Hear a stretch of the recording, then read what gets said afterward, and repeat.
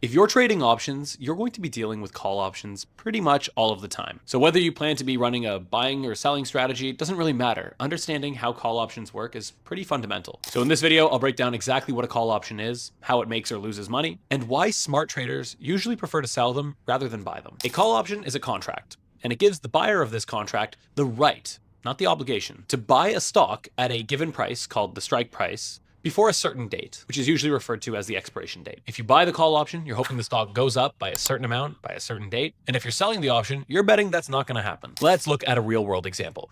Apple stock is trading at $190 a share. You buy a call option with a strike price of $200, expiring in 30 days for $5. You now have the right to buy Apple within the next 30 days at $200, even if it goes above that price. For example, if Apple went to $260, that call option you bought is now worth $60. Minus the $5 you originally paid for it, you would make a $55 return on your $5 call option. Let's look at the payoff for a call option on a graph. On the x-axis, we've got the stock price of whatever underlying we're trading. And on the y-axis, we have the profit and loss of the call option. You'll see by looking at this that when you buy a call option, your max loss is limited to the premium that you paid for the option. And then if the stock moves up beyond your break-even point, you start to make money with an unlimited tail to the upside if the stock continues to rally indefinitely. By the way, if you like this kind of clear, no fluff education, you can get access to a full masterclass I did by clicking the link in the description below. Now, this idea of option premium is what you pay as an option buyer to get into the trade. Think of it as your upfront cost, and it also shifts your break-even price. In the example we just used, if you buy a 200 strike call for $5,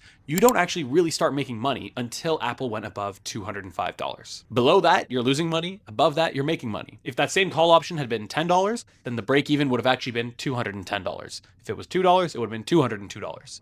The strike price plus the premium you paid is your break even. So why do most professional option traders sell call options rather than buy them? It all comes down to the way that options are priced. You see, option buyers are paying for potential, whereas option sellers are collecting a premium based on what's more likely. And statistically, the market prices in more movement than what typically happens, meaning on average, there is a premium or a profit for the person selling the options. And in option trading, this is what's called the variance risk premium. Sellers take on convex risk, meaning they're going to have a few trades that will be pretty big losers, but they also collect small, consistent profits because most of the time these options expire worthless. That's why professional trading firms are built around the idea of selling options. And that's why retail traders who stick around usually end up on the sell side as well. So here's the takeaway. A call option gives the option buyer upside potential if the stock continues to rally, and their max loss is the premium they paid for the option. The person who sold them that contract collects that premium, and they profit if the stock stays below the break-even price. In the next video, I'll talk about put options so that you can see both sides of the coin, and from there we'll get into some really good stuff about option trading.